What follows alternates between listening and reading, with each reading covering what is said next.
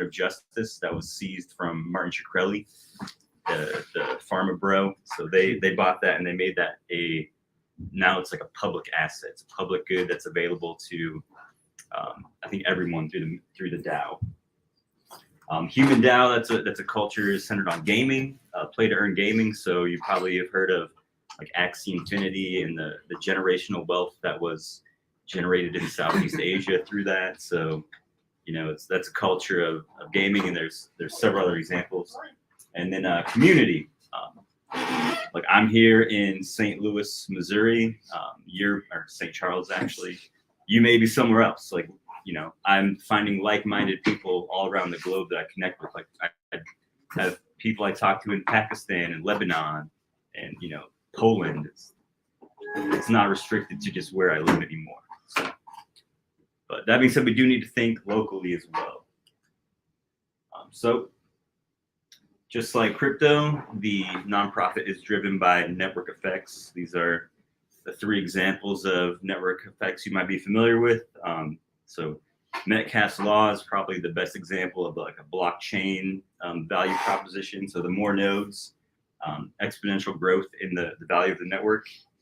And then the next one there, you may not be familiar with this Reed's law, just has an even faster exponential growth. So think of like a blockchain where there's more dApps and there's more participation. So we want to kind of drive towards that end state. It's not a long presentation. So, all right. So what do we need to do? Education, outreach, fosters adoption. The people in this room, the people on this channel, like we already get it, like we understand. A lot of us have probably been in it so long that we don't even remember how we came to understand it. So that's going to be a challenge to articulate that to someone that's never heard of it. I was recently on Reddit trying to talk to people in like the St. Louis subreddit, and they're like, cryptos are Ponzi schemes, and there's a large segment that doesn't quite understand the value behind blockchain and cryptocurrency. So one use case that I found, or I've seen and witnessed, and I've thought about a lot. I'm new to St. Louis, so I don't really know much about the history. But what is really clear is once you go north of Delmar Boulevard, there's a very stark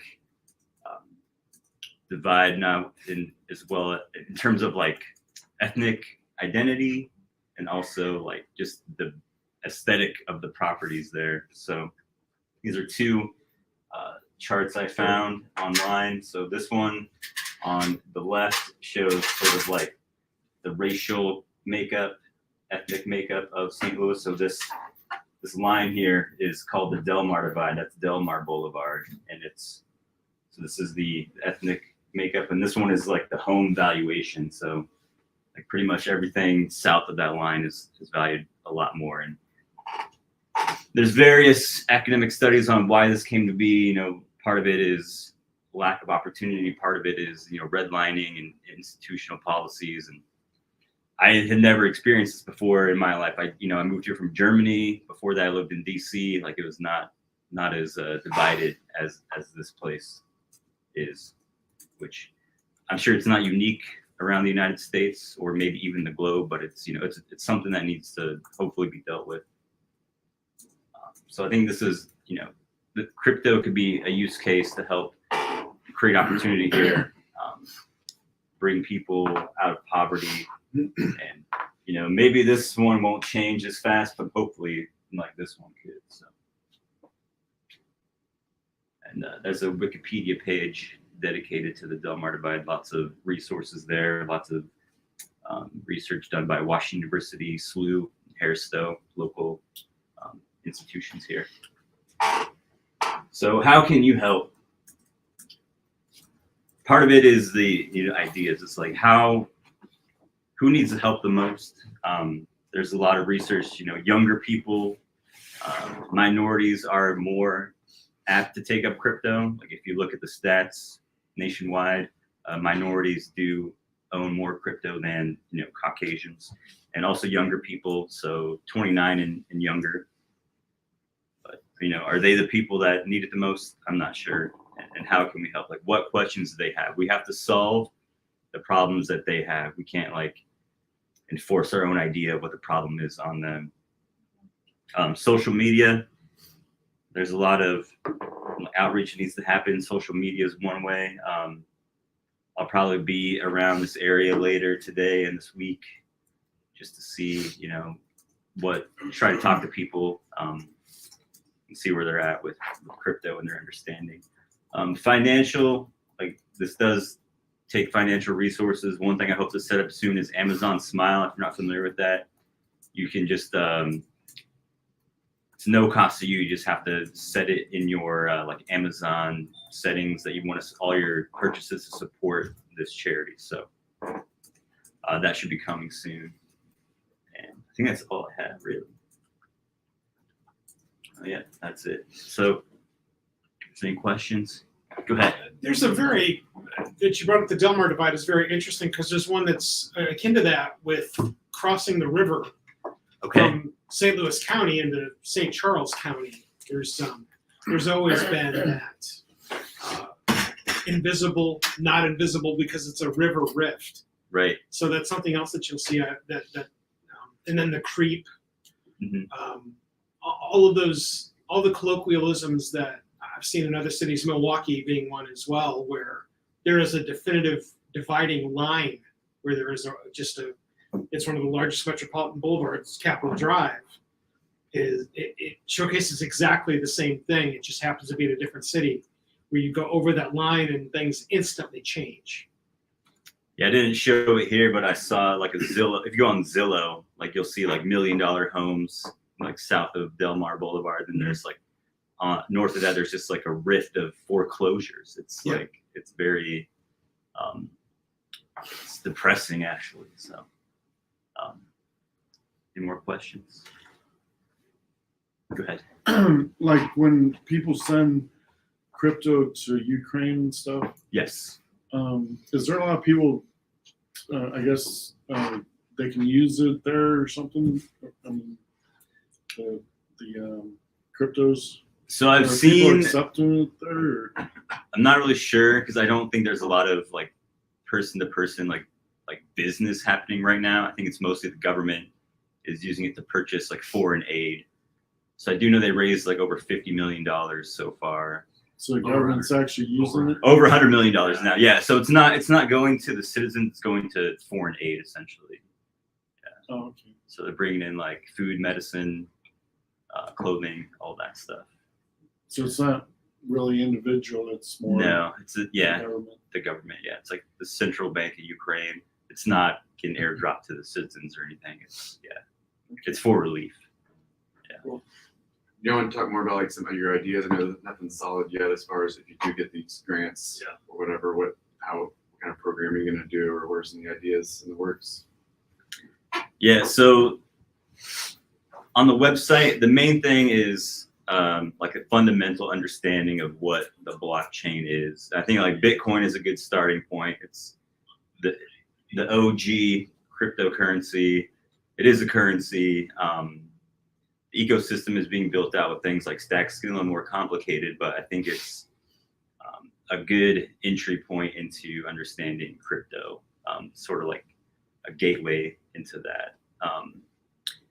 Then it would be probably getting people onto like similar like a Bitcoin Beach model of using like an app like Strike to transact like on the Lightning Network. So not really sure how that would come about. We could just seed them with some Bitcoin, like some sats, and like, hey, you can use this for whatever, and you can. There's also like a play to earn gaming and stuff on Bitcoin now. So yeah, and to add, I know our YouTube live went a little bit late, so we had some issues, but for folks that are watching, we started a foundation. Crypto Without Borders Foundation, but yeah, I mean to add to what Andrew was talking about, I think what one problem we're hoping to solve is the issue with being unbankable. I think there's like 4.1 million Americans bankable, and I saw a stat over in somewhere where in El Salvador, it took them 30 years to get 1.2 million people bankable with their traditional system. And then when legal Bitcoin is a legal tender, it took them 30 days to get like 4.2 million people bankable, because all you need is your cell phone. And it doesn't matter if you're third world country or, you know, well off, everybody still has a cell phone. I know that's what it's like. I'm originally from the Philippines, and I know when I went there last, and I'm part of this town where, you know, it's dirt poor, everybody's still living, and no running water, no shower, right? So, but people had cell phones, so I was like super surprised. And when I went there, it was 20 years ago. They were the #1 country for texting. And at that time, for me in the U.S., it wasn't that big of a deal, right? It was just like we called each other, but everybody was texting. Everybody had a cell phone. But I think with this foundation, we're going to be able to help out a lot of people in the inner city, especially by getting them bankable, educating them on crypto. You guys probably heard about, I think the mayor of Cool Valley, Jason Stewart. He created a program that went viral all over the U.S. But I think there's about 2,000 people in Cool Valley, Missouri, and his plan was to give every resident about $1,500 worth of Bitcoin. But there were certain things that had to be done, right, to be able to get this Bitcoin. And I may be completely off, but based on what I read, you had to keep the Bitcoin. You couldn't take it out for like 3 or 4 years. You had to learn about crypto. You had to learn about blockchain technology. You had to stay out of jail. And so things like that. But the $1,500 may not be much today, right, for us. But even for them, it's a good deal of money. But is that enough to convince people to do the right thing, to get educated? So with the appreciation of Bitcoin, in 3 or 4 years, that $1,500 could be worth, you know, $10,000 to $15,000. So then it might be something like, oh, maybe I should get into this and learn a little bit more, because now I have like $15,000 I have access to if I learn about it. So different programs like that. I think we're trying to be creative. We're trying to find ways to be able to solve some of the issues that Delmar Divide that Andrew talked about. And we're also, it's a new foundation that we started. We literally got our foundation letter last week sometime, I think. 20th February. Yeah, so That's when it was dated by the IRS, so whenever it got here, I yeah, don't so know. it mailed to us last week sometime, and we were super excited about it, because it's going to be able to, you know, help a lot of people, and also it's going to be able to we're going to be able to utilize Crypto World for a lot of the training. So we're hoping then down the road that we can offer you know, free training to kids, or, you know, inner city, and then have them come in to the store and learn about mining and learn about basics of Bitcoin and blockchain.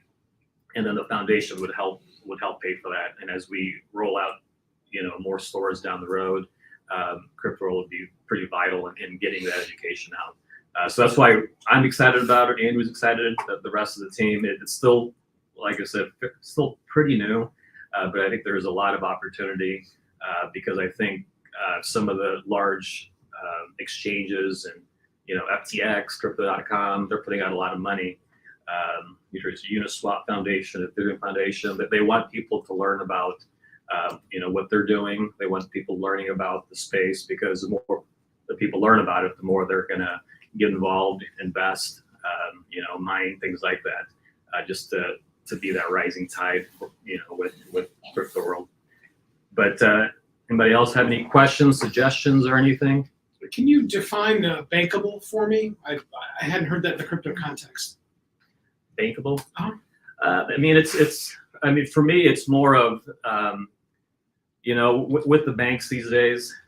I think I take a stab at that one. Say again? I think I take a The fine guy. So essentially, they don't have like a valid ID or an permanent address, like that the bank typically requires for like anti-money laundering and know your customer requirements. Like they can't meet those requirements. So they don't have the prerequisite things. So Okay, That's essentially That's great. it. great. Thank you. Yeah, and I heard the stat too that there are a lot of banks that generate a majority of the revenue from like overdraft fees, which was disturbing to me, right? So it's like, It's like overdraft fees, payday loans. Yeah. These people are preyed upon, yeah, and preyed they're kept upon. in poverty. Yeah, so it's like how do you get out of your current status when you're having to pay fees after fees that you can afford? So it's like this circle of like never changing, never ending, and that's why there's no change in especially cities or areas like this. I think with education that's the first step, right? And I think with this foundation we're able to do that. It also comes out like the Western Unions and stuff that people would send money to their families in other countries. Mhm. And you Yeah. have to go to Western Union and get the exchange rate, and they take a big chunk, Mhm. and they're left with a little bit. Yeah, I saw that too. They can go directly. With El Salvador, I think with most third world countries, a lot of the people move or at least go overseas and work. Like in the Philippines, nursing is the hottest job, right? So a lot of them would go outside of the Philippines, work in the U.S., in Europe or somewhere that's the kind or that pays a lot more. And what they would do then is send a good part of their income back to their home. So this happens in every third world country. But I think in El Salvador, I saw a stat that there was about $200 million in remittance fees in 2020 that were charged to folks that were from El Salvador, worked in the U.S. and tried sending money back. So Western Union and MoneyGram collected $200 million. They collect anywhere from 3 to 5% depending on how much you're sending back to your country. And with Bitcoin, it's pennies, right? Not only is it pennies, but it's also travels much faster. I know when I'm sending money overseas, it takes 3 to 5 days. And then one day I was just like looking into the Y aspect. Well, with the current banking system, it has to reach probably 3 to 5 banks, right, before it'll reach the destination. And there's certain rules and regulations to the Y. I don't want to get into that because I can talk for a long time on that. But each bank then has to collect a fee, right? So it's a pretty antiquated process as far as in being able to send money overseas by wire. And that's why the banks have to charge money. That's why it costs 3 to 15%. So I understand that aspect. But with Bitcoin, it's borderless, right? You can it's point from peer to peer. So you don't have to worry about that aspect. And with the Lightning Network, it's in the pennies. And some will argue that there are other different cryptos like XRP or some other coin that could do it much better or faster or whatever. But we start with Bitcoin just because it's the most known. And so with that also, there was something that was talked about where, when you're sending money from into a third world country, that person receiving it has to go to a bank that they can collect the funds from. And there were stories of people getting mugged or, people waiting because they knew they were receiving a wire, try to, steal their money. So things like that, the crime aspect, the stealing, you take that all away with something like Bitcoin. So that's why, like you said, that's very important to be able to understand, how to make changes in this world and how, it might be a simple thing to us, but having a bank account to some people is a big deal. They can't do it. So how would the unbankable be bankable through cryptos if they don't have a residence? So for an application like Strike, you just need like a phone number. Oh, Like Cash App. If you guys use Cash App, I've heard of it. so it's Cash App is owned by Square, but they do take some information, but you can send and receive Bitcoin through Cash App. So similar to that. I mean, the main thing is you can't be rejected for opening up an account like most banks would do, right? And also the fees are very minimal. I think with my Cash App, they allow me now to, like, you can borrow some money. Like, they started this program where you can borrow. I think they started $200 or something like that, and then you make small fees based on your transaction. So different things like that. But I think we'll be finding more to get more people at least learning and utilizing wallets and how that would work. Yeah, expanding on what he said, like almost everyone that I've joined, Kraken, Coinbase, you have to upload your full ID. Yeah, KYC, yeah. yeah, I mean, I assume that that's all, you have to have an address, the same thing. That's when you're purchasing crypto with like a credit card or a bank account, right? Like these, you don't buy, like you don't fund yourself. Like it's all. How do you fund it? It's given, right? Is that It's given away to them, or that's part of it? It's like it's given, or it's like you fund yourself through another aspect. So also, like there's you don't need to open a wallet. You don't need KYC. Like you can start taking a paycheck, give them your Bitcoin wallet address, and the work can theoretically pay you in Bitcoin if they want, if you wanted to, right? Or a lot of the ATM machines do require KYC, but What's a KYC? know your know customer. your customer. But you're also talking about centralized things where you're talking about decentralized wallets. It's like Coinbase and Crypto.com are centralized. So if you have a separate, the decentralized ones don't really. Right, and we're not talking to people that are going to be putting tens of thousands of dollars, right? That the government wants to track those type, people that are putting large amount of money. We just want to get people started. A couple $100, educating them, right? Learning about crypto, and then once they get educated, then it might entice them to, if they don't have a license, get a license, or do other things. Well, how do you get them started? What is it? So they can just request the payment, and we just send them. Like when you open a wallet from a referral link, you get like $10 in Bitcoin, and we get $10. Just give them the other $10. So. Yeah, there's free wallets you don't need KYC. Like Exodus is one that's not required a KYC.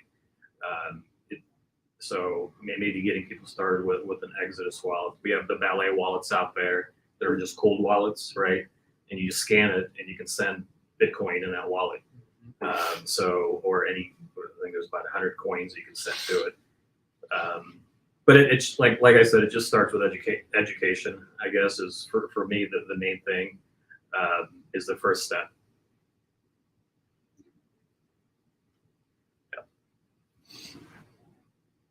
More questions? is Exodus pretty safe? I use it. It depends who you're talking to, right? It's Like, easy to use, maybe. I wouldn't use it if I had, $1,000 with a Bitcoin, right? So, but it is an app-based wallet, so it's only as safe as how you protect your wallet or your phone. Other than direct donations, how can people help? Are you looking for ideas for how Absolutely. help can happen? Yep. Ideas for who needs the help and then how we can help them exactly. So. Yeah, and I'm sure we'll do some events. I was telling, I think Andrew, I went to a cornhole tournament this past Friday for my child's school. There was 40 teams that played, and didn't know that it was going to be that much fun, right? It was just like something that they raised a ton of money, and everybody had a good time. But things like that, it doesn't have to be cornhole. I know the Funny Bone down the street. We were there that Sunday night, and they have a pretty big place. So for any nonprofits, they let us use their facility. So, do a social For gathering. events like that, is that what you're referring to? Yeah, for anything, we could only probably have 30 or 40 people here, but for larger crowds, 100 plus, that might be a good venue. Okay. But yeah, we're looking for different ideas on how to raise money and also how to structure the nonprofit, because it is very new. It's something that we were just sitting one day talking about it because a organization offered to donate mining equipment to us, and they needed a nonprofit to be able to donate to. So we said, all right, let's create this. I'd love to help. Ping me. Okay. There's all kinds of ideas. I know that I've worked with other organizations that I think would be ripe for what you guys are planning, and particularly the education part. Getting people up to speed on wallet, especially bargain basement wallet technology that can go onto a cell phone that anybody's got in their pocket, I think is a great entry piece. Love that. Yeah, absolutely. I think it's part of just learn by interacting, with just a few sets. It's low risk, right? And you get used to sending and receiving. It's just, experiencing that technology and learning. Well, you've got it on your screen. Education and outreach fosters adoption. Yeah. They are one and the same. It just has to happen. Yeah, the idea too for the mining equipment that they offered to donate to us was we were gonna put it on a flat, like maybe a container, a flatbed truck, and go to high schools around the area, educate them about mining and why.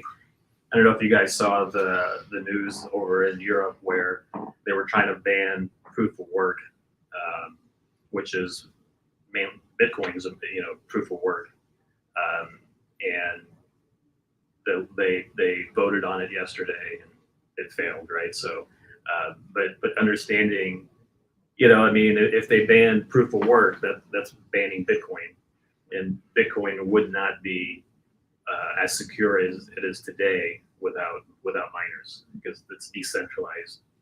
There's not a central government, central bank that's validating transactions or updating the ledger. Do you happen to know what the against argument is there? I'm super Well, it curious. was of that. environmental How do concerns. you fight against proof of work? It's environmental concerns is what they had. So they were saying how proof of work is bad for the environment, even though the tens of thousands of banks that are out here that are doing much less, and also the corruption that goes on, right? The thing with Bitcoin is it's anti-corruption, and you don't have high-paying CEOs in the banks that are getting help from the government because they're pals. So there's so much with the proof of work. It was going back to it. It was definitely a positive for the community. I know that a lot of folks are, with what's going on in Russia and Ukraine, and Russia being pulled out of the SWIFT system now, people are saying that a way around the SWIFT is crypto and Bitcoin, which it is something that with any technology, right? There's a positive, there's a pros and cons. I was telling somebody, like, when cars first came out, people got in car accidents, people lost their jobs that were working in horse and carriage, right? There's things that with automobiles that it affected lives. But at the same time, we're not for us to say let's ban automobiles would be crazy, right? So that's where we came into the government enforcing regulations, their speed limits and seat belts and things like that. So I think with crypto and Bitcoin, there's got to be some regulation, which I'm okay with. But to say banning it because it's affecting folks, and Russia might go around the SWIFT, I think to me personally, it's ludicrous to just say let's ban it. But with crypto and Bitcoin, the one positive thing, or many positive things, but the one thing though is everything can be tracked, right? It's on the blockchain. So if there's $2 billion running through the network, the government's going to know about it. So at least that's a positive, where if you're moving $2 billion worth of gold or cash, there's probably ways around not having the government track that, right? So but yeah, I mean that's the main thing. I don't know how I got this tangent, but No, it's all good. yeah. Yeah, it's like the thing about the Mount Gox hack. Like they eventually caught the people, right? That's over what 3 billion worth in Bitcoin. So 3.4. Yeah. 3.4 billion. So it's like, it's not, criminals will be brought to justice. It's not a complete end around of the justice system. So I think that's a positive. Yeah. So I think it was good for the executive order. I'm interested to see what comes out of the executive order from Biden. So executive order is out, and then like inclusivity is one of the focus areas. So that was one, banking the unbanked, that I slipped my mind, unfortunately. But yeah, and having like equitable access to the technology. As the New York mayor wants to teach it in schools, like every school should teach Bitcoin or blockchain in some fashion. Crypto. It's going to dominate every aspect of our lives, and it's going to take time, but it's, I think, an eventuality at this point. It's when, not if. Yeah. Schools don't even teach how to do taxes now, so. That's right. Blockchain will do a tax for us. Yeah, blockchain will do it for us. That's true. Yeah, I think that there's about 300 million people worldwide that are into crypto. I think by 2025 we're estimated to have 2.8 billion people. So it's the fastest growing adoption of technology in history, growing at 113% year over year. The internet in a 10-year span grew about 63% year over year. So we're almost double the adoption speed with crypto. So it's going to be something that I tell people, you want to invest in, and I took this from Michael Saylor. You want to invest in something that everybody wants, everybody needs, but not everybody understands. And if you would have invested in Google today, probably too late. But if you would have done it 20 years ago, you'd be in a pretty good place right now. Even though Bitcoin's been around 13 years, we're still early on. So I predict that as years come, I think Bitcoin, the country that owns the most Bitcoin, I think is going to be the country of dominance, similar to gold. Supposedly, U.S. owned the most gold. I don't know if that's fact or not, but for the U.S. to maintain superpower, I think they need to be able to not only understand but be the leader in the Bitcoin space. Yeah. So Great work. Good stuff. thank you. Yeah. So how do we get a hold of you? I don't know yet.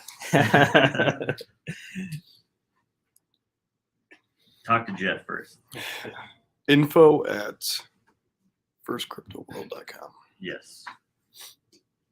That's all I got. We're so new, we don't have the email address yet. Where does this go to? The content, I guess It goes to me. Yeah, but you can send me an email. I guess that's it. Yeah, you can go to. Sorry. Oops, it's taking over my mouse.